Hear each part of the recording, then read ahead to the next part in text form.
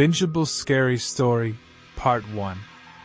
I found it just past midnight. Buried under new posts on a horror fiction forum I follow, wedged between memes and found footage, hoaxes. It didn't have an image. No flair. Just a plain title in all caps, Bingeable Scary Story. There was something about how bland it was. How it didn't try to sell itself. No, true story, in brackets. No, you won't sleep, tag.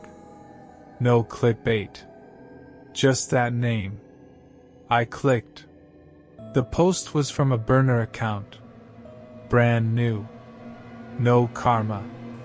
No post history. The profile picture was the default shadow silhouette, but the account name gave me a chill at final entry 5. The thread was clean. No replies, no edits, no signs of interaction. At the top in bold. Warning, if you start this, you will finish it. Even if you don't want to. That's not a threat. It's just how it works. Then came the entries. 5 parts, all laid out back to back. Not long, but not short either. Just the kind of length that makes your brain say one more won't hurt. So I read part 1. It was simple. A guy wakes up to a strange email titled, "Welcome back." No sender. Inside is a single link to a story, his story, written in real time, describing him sitting in bed, reading the email. He tries to delete it, but the email reappears. He tries to shut the laptop, but the screen stays on. Then the words begin updating live. He scratches his head. The text reflects it. He holds his breath. The line updates. He holds his breath, listening. Soon, the story starts predicting what he's going to do. Not reporting it, predicting. Writing it before he moves. He gets scared. So did I. At the bottom of part 1, in bold again. Still here? Of course you are. That's how it starts. Welcome to the thread. Something about the tone, it wasn't taunting. It was tired. I scrolled back up. There was a new comment. But it wasn't from a user. The forum said, "System generated." It read, "Part 2 unlocked." I should have left then. Should have backed out, cleared my cache, turned off the lights. But I didn't. I clicked, "View Part 2," and the screen flickered. Just once. But it did flicker. I chalked it up to a refresh error or bad code formatting. But the lights in my apartment dimmed with it. For a split second. Like something synced. That was 3 nights ago. I'm writing this now because I can't stop reading. Every time I try, the thread finds me again. Not in my browser, in other places. I closed my laptop. It showed up on my TV. I turned off the Wi-Fi. It loaded on my Kindle. I deleted my history, wiped my phone, tossed it in the garbage disposal, and found part 3 burned into the steam on my bathroom mirror. I'm not exaggerating. The story is reading me back. There's a knock at the door every night now. Always around the same time, 3:14 a.m. Never louder than a tap. 3 knocks. Pause. 4. I haven't answered. I don't plan to. But I know what happens in part 5. I don't know how I know. I haven't read it. But somehow, my body already remembers. It's not an ending. It's a beginning. A final line burned somewhere behind my eyes. You don't read the story reads you. Part 2. I haven't left my apartment in 2 days. I think. Time slips weird around this thing. My phone says it's Thursday. My body says I've lived a week between the last line and this one. I tried to sleep last night. Took melatonin. Laid on my side facing the wall. Closed my eyes. Listened to the hum of the fridge and the faint ticking of the baseboard heater. Then I heard the page turn. Not in the room. In my head. Like someone was reading over my shoulder, even though I wasn't looking at a screen. Like the story had kept going without me. And that's what it does. You stop reading, but it doesn't stop writing. Part 2 was already loaded on my tablet when I woke up. Even though I haven't touched that thing in months. Battery full. No notifications. Just one tab open. Bingeable Scary Story, Part 2. And below it, in smaller text, Reader reinstated. I read it. Of course I did. What choice did I have? It started with a list. People who tried to stop. Some of the usernames were familiar. I'd seen them in other threads. Horror fiction addicts, deep divers. Their accounts were gone now. But their names remained, embedded in the code of the page like gravestones. Each one marked with a status. Unreadable. Rewritten. Integrated. The story picked up where it left off. The man, who was clearly me by now, wakes up to find a journal on his nightstand. It's bound in leather. Smells like mold and static. The pages are blank, except for a single line on the first page. Tell it what you see, and it will show you more. He starts writing. He doesn't mean to. His hand moves on its own, scribbling what's around him. The light in the hallway just flickered. Something is pressing against the vent. I can smell static in the walls. Every sentence he writes becomes true. He writes that the knocking stops. It does. He writes that he's alone. He isn't. He writes that he doesn't feel watched anymore. And the page responds, "Then why are your pupils dilated?" I dropped the tablet when I got to that line. The screen cracked. Didn't stop the story. The last line reappeared in the shards, duplicated a dozen times, warped by broken glass. "Then why are your pupils dilated?" I looked up. The hallway light was on. I hadn't turned it on. The door was still shut, but there was a shadow underneath it. Not someone standing there. Someone crawling. Low. Arched. Moving like it didn't know how legs were supposed to bend.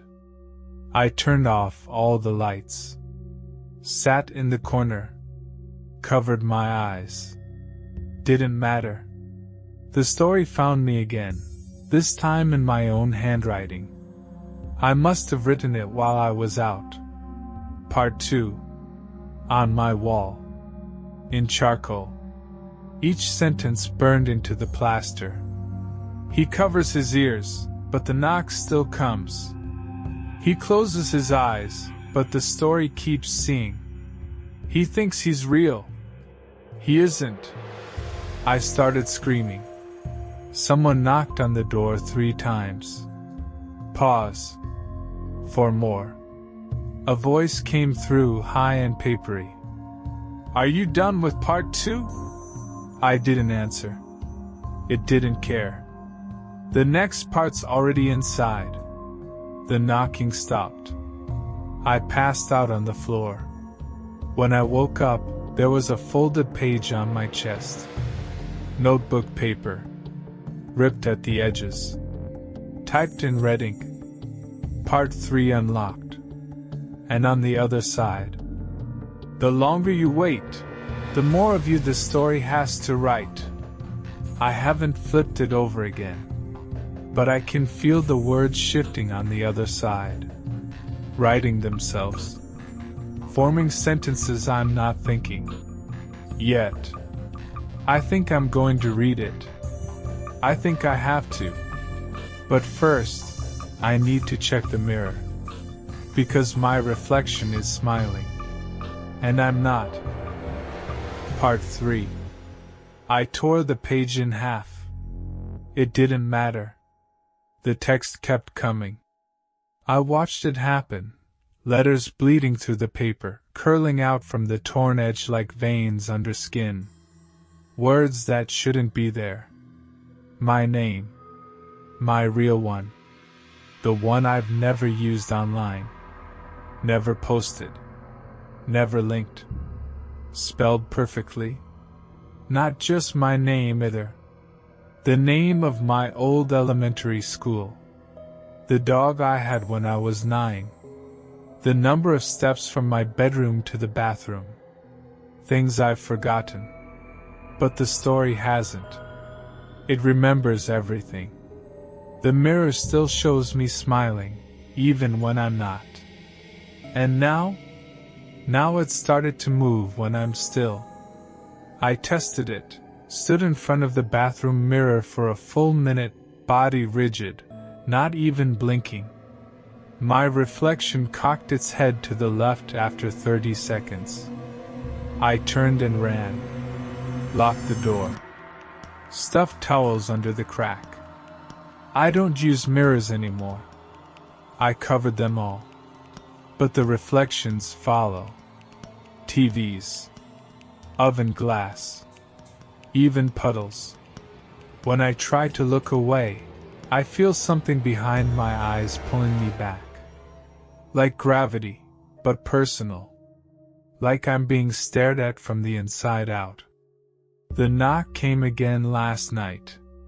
3:14 a.m., same rhythm. 3 knocks. Pause. 4. But this time, there was a note slipped under the door. It wasn't paper. It was skin. Thin. Dry.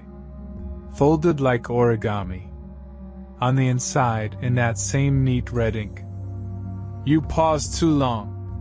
We had to write for you. I flipped it over. The back read, Now you are the story. Let us tell the rest. I burned it. Or tried to. It screamed when I lit it. Not loudly. Not in air. Inside my head. Like memory being boiled. Like a voice buried in static. Then the fire went out. No smoke. No ash. Just the scrap of skin, whole again, waiting. That's when I opened the drawer. The one in my desk I haven't touched in years. It wasn't full of junk anymore. It was full of manuscript pages. Typed. Bound with string. Marked. Part 4, Advanced Draft. I shouldn't have looked. But it was already too late. The story had already decided I was going to. Inside, the first line. He opens the drawer, even though he knows he shouldn't. The second line. He tells himself it's just words. Just pixels and keys. The third. But pixels become pages. And keys become teeth. And now the story is chewing. I slammed the drawer shut. But the words were already in my head, worming in behind my eyes. Every thought I had echoed in typewriter cadence. Like my brain wasn't speaking anymore, just transcribing. And then something worse happened.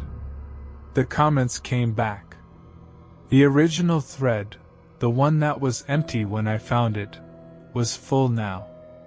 But not with users. The comments weren't names. They were timestamps, dates, locations, emotions. March 22nd, 2009, basement, curiosity. June 4th, 1996, mirror, loneliness. October 31st, 2011, library, hunger. Each one with a line of dialogue beneath. All familiar. All things I'd thought. Not said. Thought. Someone had been logging my internal monologue. Some of the entries weren't mine, but I remembered thinking them anyway. The page refreshed itself. New comment. Timestamp now. Location behind you. Emotion, denial. He doesn't believe the story's still writing. He doesn't believe it's breathing. My ears filled with pressure. Like sound was about to punch through. But there was only silence. Until my phone lit up. No service. No caller ID. Just a notification. Part 4 loaded. I tried to ignore it. But the apartment began to change. Walls bowing inward. Corners stretching too tall. Door frame twitching like it was made of muscle. My floorboards breathed. And the ceiling whispered. You are the binge. You are the story now. Keep going. Or we finish you without consent. That's when I understood. Stopping is worse than continuing. If I keep reading, I delay the end. If I stop, they'll write it anyway. And it'll be uglier. More painful. I'm going to read part 4. I think I already am. The words are forming on my walls. Dripping. Spelling it out without ink. But if you're still reading this, it means you're in it now, too. Ask yourself something. What part are you on? Are you sure? Are you sure it isn't already your turn to be written? Part 4. I'm not writing this anymore. I'm watching it appear. Line by line. Typed out on my screen. I don't have my hands on the keyboard. Haven't for hours. But every word you're reading now, it's happening in real time. I don't know where the input is coming from. I unplugged everything. The Wi-Fi router is still smashed in the sink. The laptop is on 3% battery and counting down. Doesn't matter. The story writes itself now. And every time it adds another sentence, something changes in the apartment. Like a body twitching in its sleep. The window to my left used to face the alley. Now it faces a hallway that wasn't there yesterday. A hallway I recognize from part 2. The one the man walked down, where the door kept moving farther away the closer he got. Now it's on the other side of my glass. Still flickering with that pulsing red light. Like a heart behind drywall. I think that's what the story is, if I'm being honest. Not words. Not fiction. A circulatory system. Each part is another chamber. And each time we read, we push more blood through it. Keep it alive. Keep it fed. That's why it doesn't want us to stop. That's why the knocking came again tonight. Not on the door. On my closet. Which I haven't opened since I moved in. It was locked when I signed the lease. Landlord said it was painted shut. I never questioned it. Now it knocks. 3 times. Pause. Then 4. Every night now. The story told me what's inside. It said if I open it, I'll find a chair. Strapped to the chair will be someone who looks like me, but older. Hollowed out. Skin dry. mouth sewn shut with black thread. The story said he tried to stop at part 4. That he closed the browser and told himself it's just a game. Just a creepy story. But the story didn't stop writing. And he didn't get to write it himself anymore. He became the interlude between versions. The breathing room. The pause between knocks. And now he lives behind the door, whispering the next line before I even know it. I've tried not to listen. I've tried playing music. White noise. Screaming. But I still hear it. Right now, he's whispering. Finish part 4. You're almost through. Let them take the ending. That's the scariest part, I think. Them. I don't know who they are. But the story does. It's referenced them in small ways. The ones behind the glass. The readers who blink backward. The page turners made of teeth. I think they're what the story is for. Maybe not its creators. Maybe its audience. Maybe its authors. But the more I write, the more I feel them around me. Watching from between the pixels. Not behind the screen, inside it. There's a phrase that keeps appearing in my files now. Doesn't matter what I open. Word docs, old PDFs, even photos. We read you back. Over and over. Sometimes in the metadata. Sometimes in the file names. Sometimes in the shadows of the photos, shaped in negative space if you adjust the brightness just right. I even checked a photo of me and my sister from last Christmas. We're smiling. But in the window behind us, there's a face. Familiar. Wrong. Staring right into the camera. And when I zoom in, it's smiling in sync with me. I tried deleting the image. It reappeared. As a background. Then as my lock screen. Then printed, folded in quarters, slid under my bathroom door. That's when the mirror cracked. Not from force. From pressure. From something inside the wall pushing out. Like the glass was a blister. Like it couldn't hold the reflection anymore. The reflection's still in it, by the way. Even now, with the glass shattered, my reflection is whole. It blinks when I don't. It types when I sit still.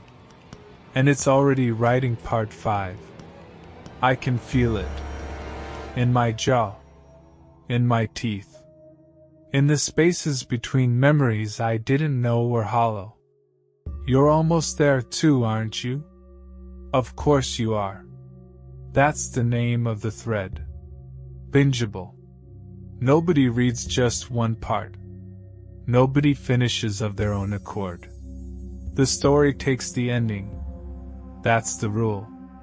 And if you've made it this far, you're already knocking. You just haven't heard it from the inside yet. Part 5. I don't remember pressing the key. But I'm here. The file opened itself. The cursor was waiting. Blinking in rhythm with the heartbeat I can now feel in my desk, in my walls, in the screen. And the words were already halfway written when I sat down. They've been writing themselves faster lately. Like the story is excited.